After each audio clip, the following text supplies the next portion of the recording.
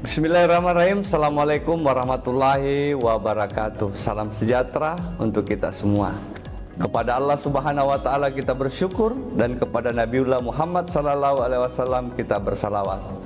Perkenalkan, nama saya Munawir, sarjana ekonomi, magister manajemen, salah satu dosen pada program studi manajemen Fakultas Ekonomi dan Bisnis Universitas Andi Jemma. Pada kesempatan ini saya akan memperkenalkan mata kuliah kewirausahaan. Mata kuliah kewirausahaan ini adalah mata kuliah yang saya ampu pada program studi manajemen Fakultas Ekonomi dan Bisnis Universitas Andi Jemma. Mata kuliah kewirausahaan ini adalah mata kuliah wajib prodi, jumlah SKS-nya sebanyak 3 SKS yang diprogram oleh mahasiswa semester 4. Deskripsi singkat mata kuliah. Mata kuliah ini membahas tentang pengertian dan prinsip kewirausahaan, sifat dan ciri kewirausahaan, mengenal dan mengembangkan kepribadian wirausaha, motivasi dan peluang berwirausaha, karakter wirausaha, gagasan wirausaha, perencanaan dan analisis usaha, serta penyusunan rencana usaha atau set plan bisnis. Adapun capaian pembelajaran umum mata kuliah ini, yakni mahasiswa dapat memahami prinsip kewirausahaan, menggali ide-ide usaha, mampu membuat perencanaan produksi, pemasaran, dan analisis finansial, serta mampu menyusun rencana usaha atau business plan secara rinci. Kompetensi mata kuliah ini dilaksanakan melalui 12 pertemuan perkuliahan tatap muka, baik secara luring maupun daring, yang terdiri dari pertemuan pertama adalah bagaimana menjelaskan konsep kewirausahaan, dan yang pertemuan kedua memahami teori dan perspektif kewirausahaan. Pertemuan ketiga menumbuhkan jiwa wirausaha di era digital, dan yang keempat menjelaskan ide dan peluang usaha. Adapun pertemuan kelima menjelaskan kreativitas dan inovasi. Pertemuan keenam menjelaskan keunggulan kompetitif usaha kecil, dan yang ketujuh menerapkan perencanaan dan analisis pemasaran yang kompetitif, dan yang kedelapan menerapkan perencanaan dan analisis produksi dan teknologi. Selanjutnya, untuk pertemuan ke-9 menerapkan perencanaan finansial dan pembiayaan usaha, dan yang ke-10 menerapkan dan memilih tipe kelembagaan usaha serta menyusun strategi bisnis. Pertemuan ke-11 memahami etika bisnis dan pengolahan sumber daya manusia, dan pertemuan terakhir adalah menerapkan penyusunan rencana usaha atau set plan bisnis. Selanjutnya, outcome dari penelitian ini adalah mahasiswa mampu bertanggung jawab, disiplin, tekun, dan teliti. Outcome yang kedua adalah mahasiswa mampu berpikir kritis dan rasional. Outcome ketiga adalah mahasiswa mampu berkomunikasi dan bekerja sama dalam tim. Dan outcome terakhir adalah mahasiswa mampu mengembangkan skill melalui pembelajaran mata kuliah ini. Kontribusi mata kuliah terhadap kompetensi lulusan, hal ini tertuang dalam dimensi capaian pembelajaran, di mana terdiri dari 4 dimensi. Dimensi yang pertama adalah dimensi sikap, dimensi kedua adalah dimensi pengetahuan, dimensi ketiga adalah dimensi kemampuan umum, dan yang terakhir adalah dimensi kemampuan khusus. Dimensi kemampuan sikap meliputi yang pertama adalah bekerja sama dengan memiliki kepekaan sosial serta kepedulian terhadap masyarakat dan lingkungan. Dimensi sikap yang kedua adalah menunjukkan sikap bertanggung jawab atas pekerjaan pada bidangnya dengan semangat kemandirian, kejuangan, dan kewirausahaan. Adapun dimensi sikap yang ketiga adalah berkontribusi dalam peningkatan mutu kehidupan, bermasyarakat, berbangsa, bernegara, dan kemajuan berdasarkan Pancasila. Sementara untuk dimensi pengetahuan terdiri dari 3. Yang pertama adalah mampu menerapkan kaidah-kaidah ilmiah, dan yang kedua adalah mampu memanfaatkan teknologi informasi dan komunikasi. Dan dimensi pengetahuan yang ketiga adalah mampu memahami potensi sumber daya dan kearifan lokal. Dimensi keterampilan umum terdiri dari 3. Yang pertama adalah mampu menunjukkan kinerja mandiri, bermutu, dan terukur.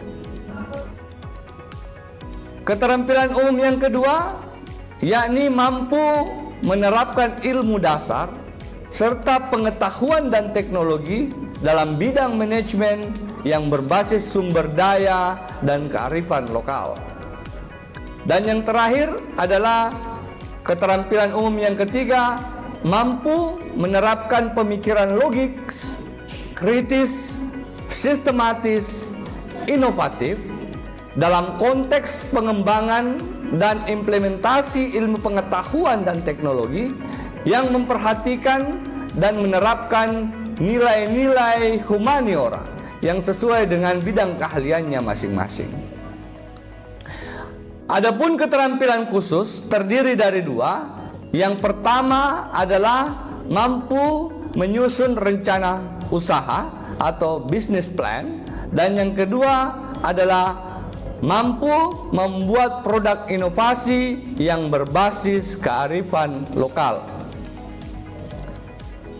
Adapun capaian pembelajaran mata kuliah kewirausahaan ini adalah mahasiswa dapat menerapkan langkah-langkah penyusunan rencana usaha dimulai dari penggalian ide, kreativitas, membuat analisis produksi, membuat analisis pemasaran, menyusun analisis finansial dan investasi, memiliki tipe kelembagaan usaha, dan penyusunan sebuah rencana bisnis atau business plan. Berikut adalah peta mata kuliah kewirausahaan yang terdiri dari 3 tahap dan yang terakhir capaian. Yang pertama adalah tahap pertama, mampu menjelaskan definisi konsep, sikap, dan nilai-nilai kewirausahaan. Kemudian mampu menjelaskan tantangan dan peran kewirausahaan. Dan yang ketiga, mampu memahami teori dan perspektif kewirausahaan. Kemudian untuk tahap kedua, mampu menjelaskan, menggali ide bisnis, membuat konsep, dan memahami teori peluang dan pengembangan bisnis yang ada.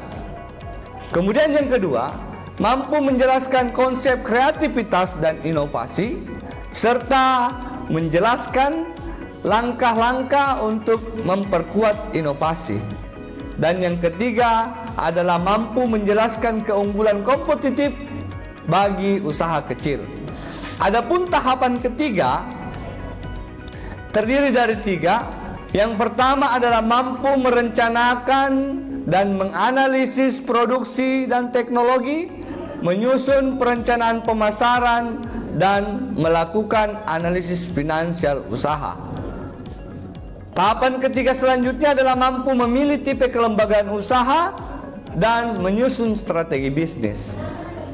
Dan selanjutnya adalah mampu menerapkan etika dan norma bisnis dalam usaha, serta menerapkan pengelolaan sumber daya manusia. Selanjutnya, dari ketiga tahapan ini, maka dicapailah kompetensi mata kuliah, yakni mahasiswa mampu menyusun proposal usaha. Selanjutnya, sistem pelajaran yang kami gunakan di dalam mengembangkan mata kuliah ini, yakni dengan menggunakan metode Student Center Learning atau disingkat dengan SCL. Student Center Learning ini adalah proses pembelajaran yang berpusat pada mahasiswa, sehingga mahasiswa mendapatkan porsi untuk lebih aktif dalam proses pembelajaran. Proses pembelajaran pun terjadi secara dua arah. Mahasiswa mendapatkan ilmu melalui belajar secara individu, belajar secara kelompok untuk mengeksplor semua masalah serta tidak menjadi penerima pengetahuan yang pasif. Dalam sistem pembelajaran student center learning ini, saya biasa menggunakan dua metode. Metode yang pertama adalah small group discussion, kemudian yang kedua adalah discovery learning. Nah, sementara small group discussion itu adalah sebuah metode diskusi memungkinkan adanya interaksi antara dosen dan mahasiswa atau mahasiswa dengan mahasiswa. Melalui metode diskusi, dosen dapat membaca pikiran mahasiswa tentang konsep baru yang dipelajari, seperti menilai pemahaman mereka, apakah mereka salah mengerti atau bisa terdapat konsep baru tersebut. Demikian pula reaksi dan emosi mereka terhadap konsep tersebut dapat diamati untuk melihat kesiapan mereka menerima inovasi atau konsep-konsep baru yang terkait dengan mata kuliah tersebut. Selanjutnya, metode discovery learning ini adalah sebuah metode pembelajaran yang difokuskan pada pemanfaatan informasi yang tersedia, baik yang diberikan oleh dosen maupun yang dicari sendiri oleh mahasiswa.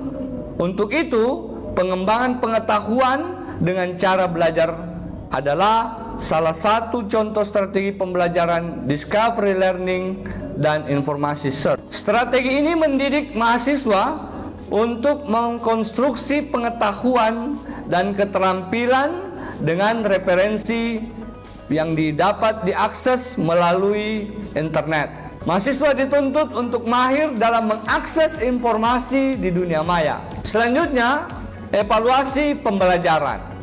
Evaluasi prestasi mahasiswa dilakukan melalui beberapa komponen, yakni kehadiran, tugas terstruktur, praktikum, ujian tengah semester, dan ujian akhir semester atau biasa disingkat dengan UAS. Soal ujian baik kuis, UTS maupun UAS dibuat dengan memperhatikan proporsi pemahaman mahasiswa yang mempunyai level rendah, sedang, dan pandai. Adapun perhitungan nilai akhir mahasiswa dilakukan dengan ketentuan sebagai berikut. Case-based learning itu bobotnya 50%. Praktikum mempunyai bobot 10%. UTS, ujian tengah semester, memiliki bobot 15%. Ujian akhir semester mempunyai bobot 15%. Kuis mempunyai bobot 5%.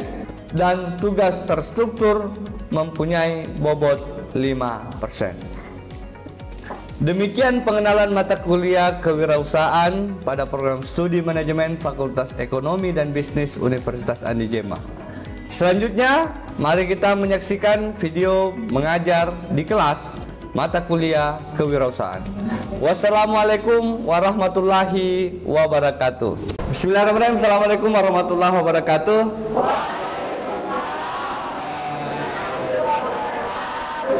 Semangat pagi.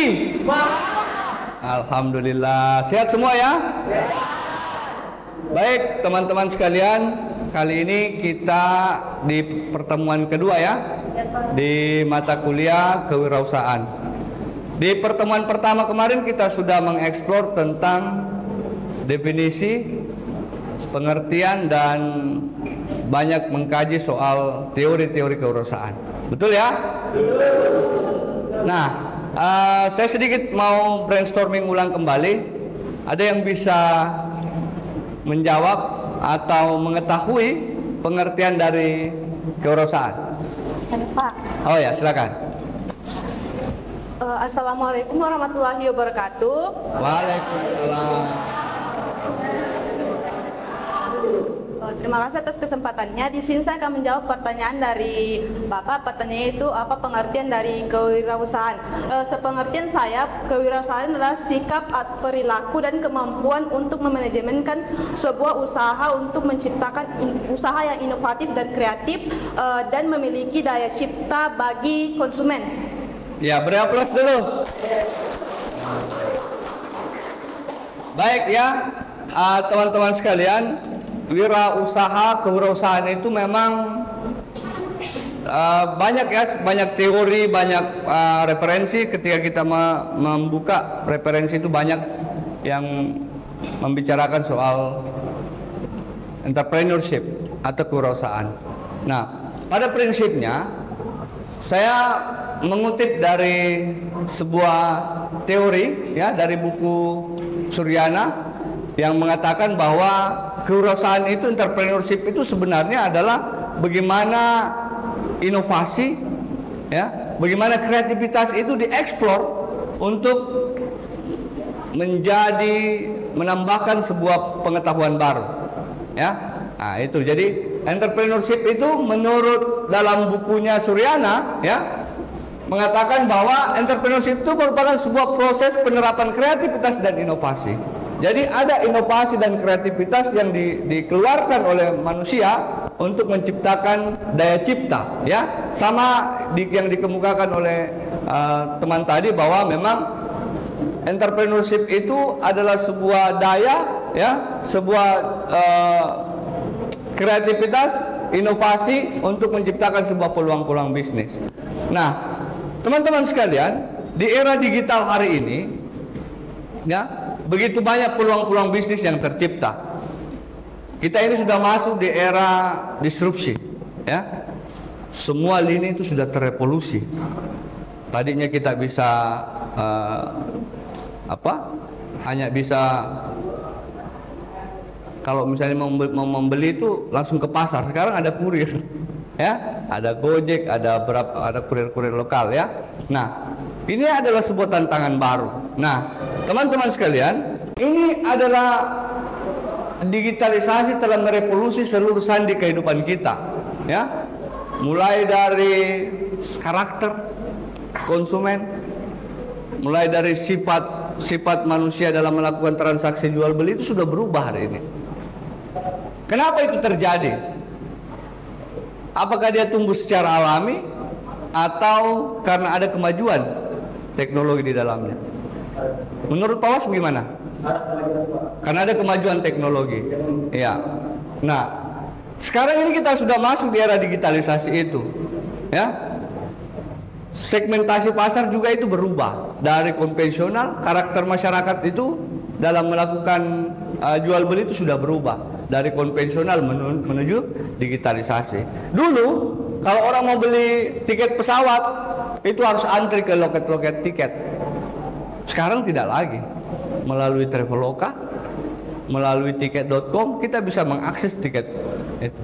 Bahkan ya, kita bisa mengakses pasar yang ada di luar negeri. Biar kita duduk di dalam kamar saja, tidur-tidur baring-baring dalam kamar, kita bisa mengakses pasar luar negeri. Nah, inilah kemajuan teknologi hari ini yang juga berimpact pada kemajuan pasar. Ya. Nah, apakah itu peluang atau tantangan? Kita akan kaji secara bersama. Baik, teman-teman sekalian, ini adalah karakter entrepreneurship yang harus dimiliki oleh para pelaku usaha. Ya. Yang pertama adalah kreativitas. Kreativitas itu adalah bagaimana kita bisa melihat peluang. Ya. Bagaimana kita bisa melihat diri kita. Oh, kira-kira potensi saya ini cocoknya, passionnya seperti apa? Ya. Itu dulu sebenarnya yang harus dimiliki ketika kita menjadi seorang entrepreneurship. Kita harus menggali diri kita dulu. Kita mau jadi apa? Ya, apakah mau passion kita itu seperti apa, expertise kita itu seperti apa. Nah, kemudian kedua adalah kolaborasi. Kolaborasi itu adalah bagaimana kita bisa membuat circle circle produktif. Ya, kita bisa membuat circle produktif. Apakah kita lihat potensinya teman, oh kira-kira teman kita ini cocok dengan saya. Nah, kita kolaborasinya itu dalam bentuk produktivitas. Yang kedua adalah teamwork, membuat tim kerja. Ya, nah tim kerja itu bagaimana kita bisa mengelompokkan diri. Nah tentu di dalam prinsip teamwork ini ya ada leadership ya, ada kemampuan leadership kita dalam membuat itu. Nah, yang selanjutnya ada integritas. Integritas itu adalah komitmen sebenarnya. Bagaimana kita konsisten di dalam menjalankan visi bisnis kita. Kita harus konsisten. Ya, misalnya ketika kita melihat oh ternyata peluang kita ada, maka kita harus mengejar peluang itu. Kita harus mengejar cita-cita itu. Jangan karena ada tantangan-tantangan yang kecil kemudian kita surut untuk menggapai cita-cita itu. Tidak seperti itu ya. Makanya entrepreneurship itu dia membutuhkan integritas. Kemudian yang keempat itu adalah networking atau jejaring. Ya. Kenapa bisnis itu perlu jejaring? Karena bisnis itu tidak bisa berdiri sendiri. Paham ya? Bisnis itu tidak bisa berdiri sendiri. Bisnis itu membutuhkan membutuhkan produksi, dia membutuhkan saluran pemasaran, dia membutuhkan konsumsi. Nah, dalam sisi produksi kan ada bahan baku yang kemudian dibuat. Nah, sehingga disitulah butuh network atau jejaring untuk bagaimana penyaluran komunikasi bisnis itu berjalan. Dan yang terakhir adalah inovasi. Nah, inovasi ini penting di dalam kemajuan teknologi ya. Kenapa? Karena saya baca sebuah jurnal bahwa ternyata rata-rata orang hari ini perilaku bisnisnya itu berubah-berubah. Tidak konsisten orang perilaku bisnisnya hari ini. Perilaku konsumen orang hari ini tidak selalu fluktuatif ya, dinamis. Lalu selalu ada perubahan. Kenapa? Karena ada barang baru terus masuk. Karena kita di gadget kita itu selalu ada barang-barang baru yang muncul. Ya, apakah dari teknologi dan lain sebagainya. Ya. Selanjutnya teman-teman sekalian, itu tadi prinsip ya. Sekarang ini karakter. Ini karakter entrepreneurship. By the future, what the present value. Bahwa semua kehidupan ini punya nilai. Ya. Kita hidup ini punya tujuan hidup. Nah, sehingga entrepreneurship itu sejatinya itu mampu bisa menciptakan peluang. Ya. Orang disebut entrepreneurship itu ketika mampu menciptakan peluang. Itu yang disebut entrepreneurship. Jadi orang-orang yang mampu menciptakan peluang. Kemudian ada disiplin. Disiplin itu penting ya. Disiplin itu sangat penting di dalam membangun karakter diri kita atau membangun bisnis kita. Nah, ini ya ada 6 karakter entrepreneurship itu. Yang pertama bisa menciptakan peluang, ada result oriented, ada disiplin, ada detail, ada perfeksionis, dan ada bisa membaca peluang. Ya, bisa menciptakan peluang dan bisa membaca peluang. Sampai di sini ada yang mau dipertanyakan teman-teman sekalian? Oh ya, silakan Ainun. Baiklah, Assalamualaikum warahmatullahi wabarakatuh. Waalaikumsalam warahmatullahi wabarakatuh. Langsung saja, jadi pertanyaan saya itu kan sekarang semua orang sudah bisa berwirausaha dengan usahanya sendiri. Tapi menurut saya semua orang tidak bisa menggunakan teknologi karena banyak orang-orang yang masih buta akan teknologi. Dan pertanyaan saya, bagaimana caranya agar pedagang itu merasa tidak rugi karena di zaman sekarang orang sudah memesan melalui online. Oke. Baik, beri aplaus dulu untuk Ainun. Ya. Nah, ini ya. Pada dasarnya setiap orang itu memiliki peluang yang sama besar untuk bisa menjadi pelaku usaha. Nah, tapi yang perlu diketahui itu adalah skill. Ya. skill yang pertama itu adalah mampu memetakan karakteristik market. Ya tentu tidak semua pasar menggunakan digital. Ya, ada juga pasar konvensional, penjual sayur, penjual ikan. Nah makanya kita di dalam ilmu kewirausahaan itu ada juga prinsip yang namanya mengenali karakter konsumen. Nah setelah kita bisa memetakan karakter konsumen itu, ya kita mampu, oh ternyata ini segmennya digital, ini segmennya konvensional, sehingga produk-produk yang kita tawarkan kepada konsumen itu sudah terfilterisasi dengan baik. Ya, saya kira begitu Ainunya. Jadi kuncinya itu Ainun adalah kita mengetahui karakteristik pasar dulu. Kalau pasarnya konvensional ya kita harus menjual barang yang secara konvensional. Kalau pasar-pasar digital ya kita harus menciptakan lihat peluang. Itu yang namanya melihat peluang. Ya, kita harus lihat peluang dulu, kemudian kita bisa mengeksplor barang bisnis kita. Ya, pada dasarnya setiap orang itu memiliki peluang yang sama besar untuk menjadi seorang pebisnis. Tapi yang membedakan kita sebenarnya adalah usaha.